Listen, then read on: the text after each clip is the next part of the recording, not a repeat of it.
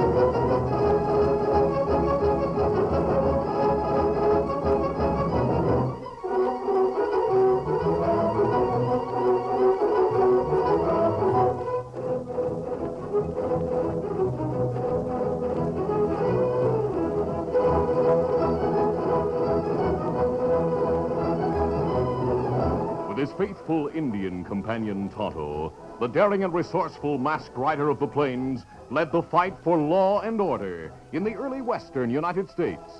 Nowhere in the pages of history can one find a greater champion of justice.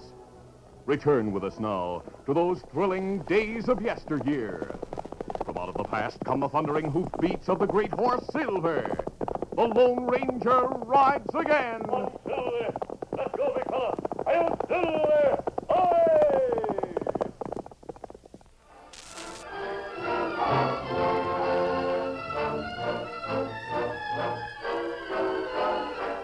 When Army Major John Haywood left Washington to start his secret mission into the West, he believed that only a few trusted officers knew of his assignment. But Gregory, servant to the government official who had outlined the purpose of the journey and the route to be taken by Haywood, was a spy. And late that night, after the major had departed, Gregory made his way furtively to the rear door of a neighboring embassy. There, in response to his knock on the door, a man appeared. Gregory spoke low and quickly as he handed an envelope to the man. This is for His Excellency. Tell him it is the information he wants. Tell him also that the Major has already started his journey. Very well. I'll hurry back now before I'm missed.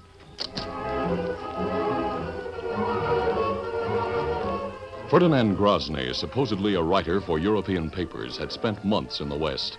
His manner of speech and deportment were strange, but the men of the trails and plains learned to accept him.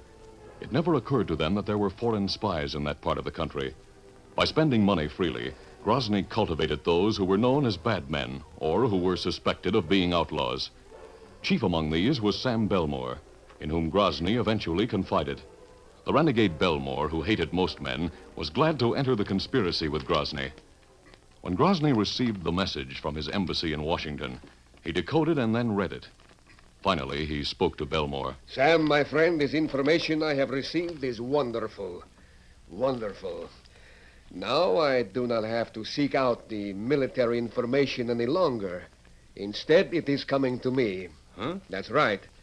Heading for Fort Manning at this minute is one Major Haywood, who is listed on the stagecoach passenger list as John Chester, traveling salesman. Well, how do you know? Oh, Sam, ours is a wonderful spy system. Gregory, who works for one of America's highest officials, has gathered the information. According to what I am told in this message, this is what the Major is doing.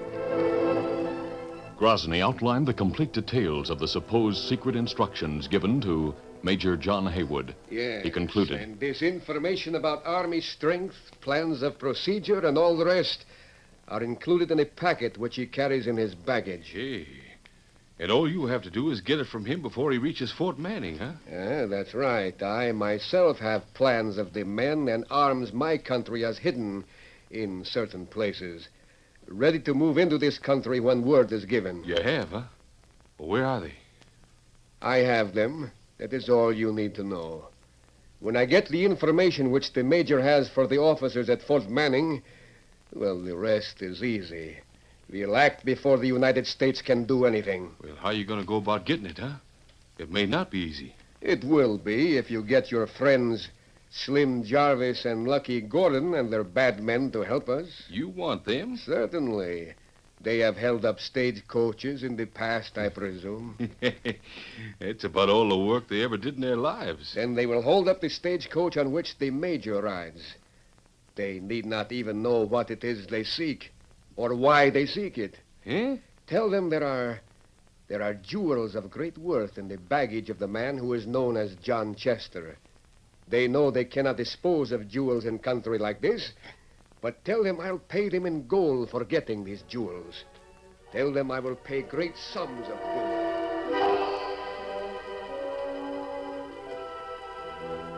And Slim, this hombre will pay you and your men $1,000 apiece for getting that bag. $1,000 apiece? Yeah. And you can take on as many men as you need. The more you have, the easier it'll be. He has the money, too, Slim. I've seen it. Now, what do you say? Well, sounds good to me. What about you, Lucky? You're talking about a lot of money, Sam, when you mention $1,000 apiece for the men we use. You mean this hombre carries that sort of money on him? No, not on him. But I promise he'll get it for you in a hurry once you do the job. Well, if he doesn't pay us on the line, Lucky, we just refuse to turn over the bag to him. And that way we still have the jewels, right, Sam? Sure. But don't worry about the money part.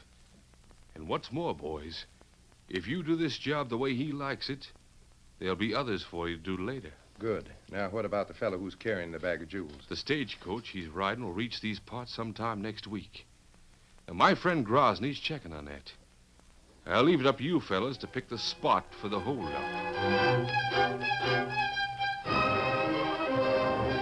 At that moment, many miles away, Tonto returned to the Lone Ranger's camp after a visit to the old mission. The masked man read the lengthy letter which had been addressed to him in care of the Padre. When he finished reading, the Lone Ranger spoke to Tonto. Tonto, it's from the government.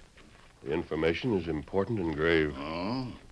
And what it say, Kimasabi? The most important part says we must try to see that no harm befalls a certain man before he reaches Fort Manning. But Fort Manning? A week's ride from here, Kimasabi. Yes, Tonto. However, we'll try to catch up with the stagecoach on which he rides about 4 days from now. We ride with Coach? No, Tonto. We'll stay in the background and try not to be noticed. Perhaps we'll not be needed at all. But how you be sure, Kimasabi? We'll pick up the coach at Vanita and stay close to it until we're sure it arrives safely at Fort Manning. Oh. If Major Haywood, he's the man we're to watch out for, if he needs help of any kind, he'll leave a message for us. How, Kimasabi? Well, he has a silver bullet. He'll leave that and his message at one of the relay stations along the way, to be picked up by an Indian named Tonto. Are you ready to go, Tonto? Huh? Me ready, Kimasabi. Easy, steady, big fellow. Then we'll start at once. We'll have to ride hard in order to reach Vanita on time. All right, let's go. Come on, Silver! Come up, Scout.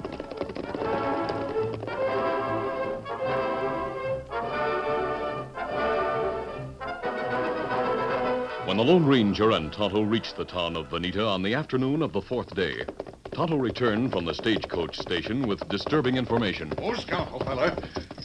Kimasabi, we late. I was afraid of that. The coach is gone. It leave more 'n hour ago. Well, there's a relay station about 10 miles west of here. We'll catch up with the stagecoach by sundown. Let's go. Come on, Silver! Come up, Scout.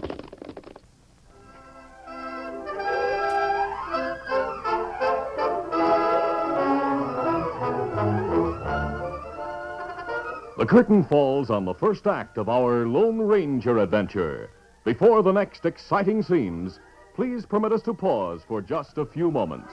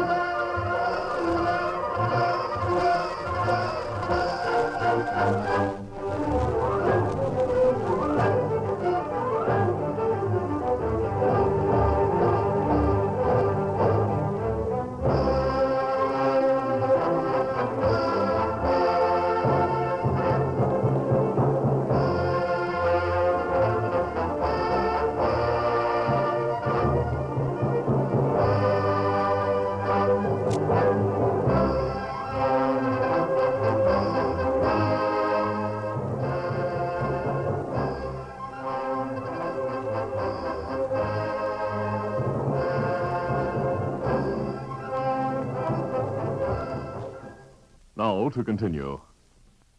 At a point called High Rock, at the end of a bend in the road 6 miles to the west of Veneta, a band of horsemen waited.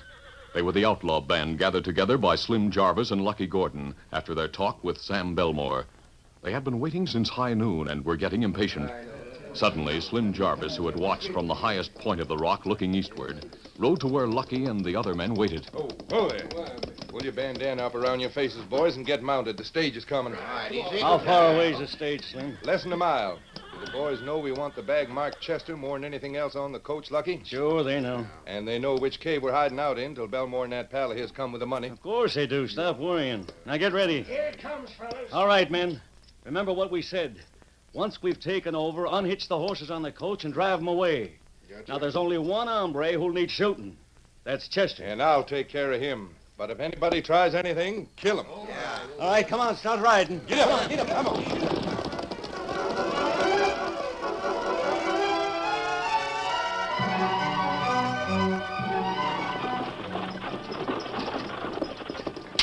Get up there. Come on. The stagecoach had reached the turn in the road when the outlaws rode down from the high ground. The guard atop the coach, hit by a bullet, toppled across the driver's seat, sending the driver off balance. Hey! The coach careened crazily and the horses bolted. Animals and vehicle tottered and landed in a ditch at the side of the road. The passengers inside the coach had no chance to attempt defense. They were piled up crazily on the floor of the vehicle when the outlaws, led by Slim Jarvis, rode close to the window. All right, in there, crawl out. Don't try any funny stuff or we blow your heads off. That goes for all of you. Now, come on, get out. The dazed passengers, 4 men, emerged shakily from the wrecked stagecoach as part of the outlaw gang unhitched the horses from the coach and sent them galloping away. The bandits who were searching the baggage compartment stopped as one of them held up a bag and shouted, Here it is. Here's the bag marked John Chester. It's the only one in there. All right, give it to me. And here you are, Lucky. Never mind the names. Oh, yeah, this is it. Well, now, which one of you is John Chester? Speak up. Which one of you is Chester? One of you 4 passengers is John Chester. Now, which one? Hey, what? Get going, boys. We're being attacked. Where are they? I don't see anybody. Hey, they shot 2 more men. There must be a lot of them. Go on, ride. Hey, we didn't get Chester like we were told. Come on, never mind him. I have the bag. That's what we want. Don't stay there, Slim. Come on. All right, I'll ride behind you. Oh, my shoulder! as Lucky and the other outlaws galloped uphill behind the giant rock and headed into the tree-studded hills. Slim Jarvis, his shoulder shattered, fell to the ground beside the 4 bandits who'd been wounded. A short time later, the Lone Ranger and Tonto galloped down from the rise on the opposite side of the road, where they had fired at the men they had seen robbing the stagecoach. Tonto, don't attempt to chase those outlaws. Some of these people are hurt badly. We must help them. The 4 passengers, all of them dazed and bleeding, were helped to the side of the road. One of them, a man more conscious than the rest, suddenly regained full control of his senses. My bag. That's all they took, my bag. Whoever you are, go after them. They took a bag with... Oh, never mind, get them. Which one of you is John Chester? That's what they asked, too. I thought no one knew that... Do you have a silver bullet in your possession? What? Do you? Why, But yes. Yes, I have. You're masked, aren't you? And your horse is white, and you called your Indian friend Tonto. Yes, I have that bullet. It's in my inside pocket. Do you have the password? The Lone Ranger whispered a word which had been given as the word of identification by the official in Washington. Then, sure that the man to whom he talked was Major John Haywood, he worked fast, treating the Major's wounds. Tonto had revived the stagecoach driver, and together they helped the other passengers. Tonto bandaged the guard while the Lone Ranger and Major Haywood went to where Slim Jarvis and the three crooks lay on the ground wounded. When the masked man had stopped the flow of blood, he turned to Haywood. It's getting dark, and it may be difficult to follow the trail of the men who got away. But I must recover that bag. If you know what's in it... I do. And I can't understand why a gang of road agents would hold up a stagecoach in order to get it. I want to learn why they did. But we'll be wasting time. On the contrary, we may be saving time if we handle this right. Now, please remove the bandanas from the faces of those men. Oh, certainly. There you are. Well, what do you know? I know who this one is. You're Slim Jarvis, aren't you? Never mind who I am. Help me. I'm hurt bad. Dying. I doubt that. I'm going to act tough and see if it gets results. Do anything but get them. This one asked for John Chester. He knows something. Ask him.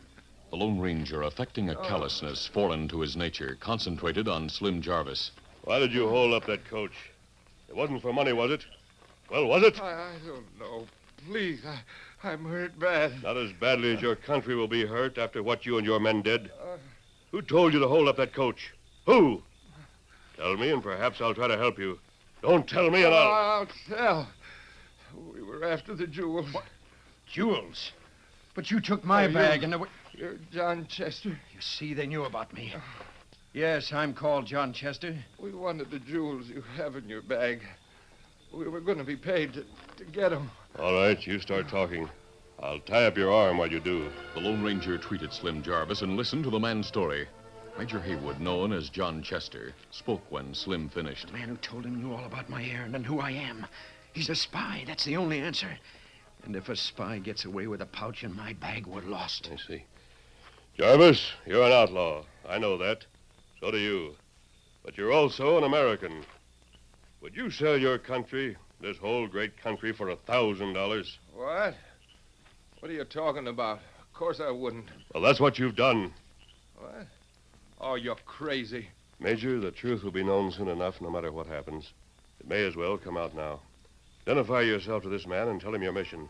The time, important as it is, it's our one big chance. Haywood, without going into deep details, told Slim Jarvis and the three other crooks, now bandaged, the purpose behind the holdup. And there were no jewels in my bag. Only military plans. Sam Belmore lied to you. He's working for enemies of this country.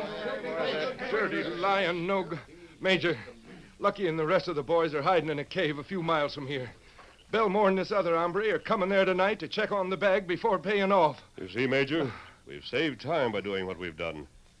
Where is this cave, Slim? Tell us. You don't have to threaten me now, masked man. I'll lead you there. I'll get to the boys and tell them the story. I'm feeling stronger now. Help me up. Our horses are still here. You follow me and I'll lead you. While Slim Jarvis waited, the Lone Ranger, Tonto, and the stage driver pulled the stagecoach from the ditch onto the road. Then the three wounded bandits who had been with Slim were bound securely and placed inside the coach. The driver said, "I'll take them and the shotgun guard to the next relay station. The coach horses didn't run very far." There are 4 of them eating grass back there by the trees. Yeah, sure, I'll get them. You 3 passengers, if you feel up to it, help me, huh? Right, sure will.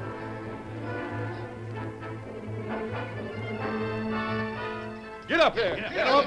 Come on, Silver! Haywood rode the horse of one of the wounded bandits, and a strangely revitalized Slim led the way on his own horse. The Lone Ranger and Tonto rode behind Jarvis. As they headed for the cave in the hills, their way was lit by the crimson rays of the setting sun.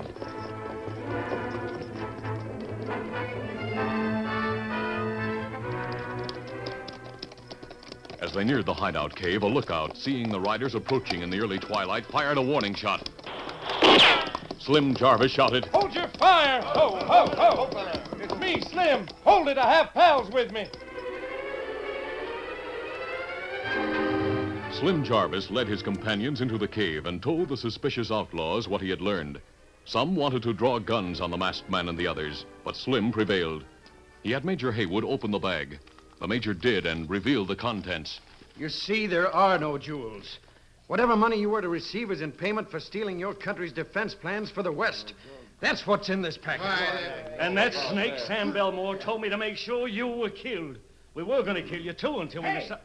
comes two men on horses heading up here. It's Belmore and Grosny. Well, men, what do you say?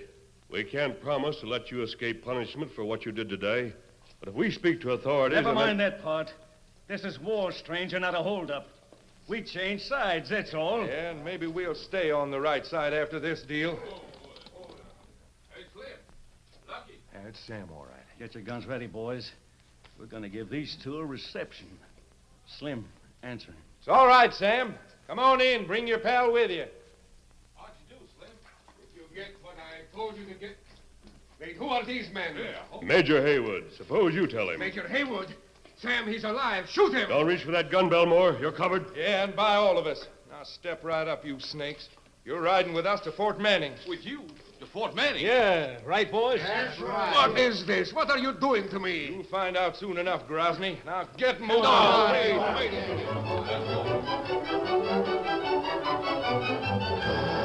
At the fort, Ferdinand Grosny was questioned and then searched. Major Haywood found a pouch hidden in the folds of the spy's coat. Inside the pouch were papers which the Army officers studied. There was a look of unbelief on Haywood's face when they'd finished. Why, this tells us the names and locations of all the foreign agents in this part of the country and in Washington. I must notify my superiors in Washington at once and tell them that Gregory is a spy. Well, what about us, Major? What are you going to do with Lucky and me and the rest of the gang? You'll be tried, Slim, and you'll be punished. But the punishment may not be great in view of what you did today. Well, that's up to you, Major. But the masked man proved to me that he... Hey, where is the masked man? He and the engine walked off a couple of minutes ago. Well, I'll be doggone. You hear that, Major? The masked man's the one who shot us up and saved your life by doing it. He's the one I who... know everything he's done. For me and his country. The world will hear of what that masked man did today. Because he saved more than a few lives, including my own. I'm ready to make a report that the West was saved by the Lone Ranger.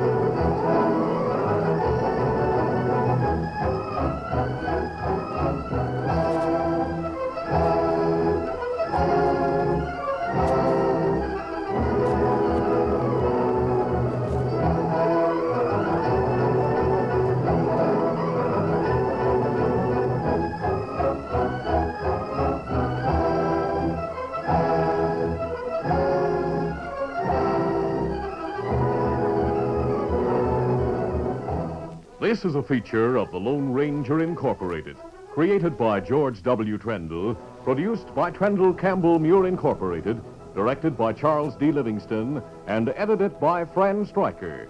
The part of the Lone Ranger is played by Brace Beamer.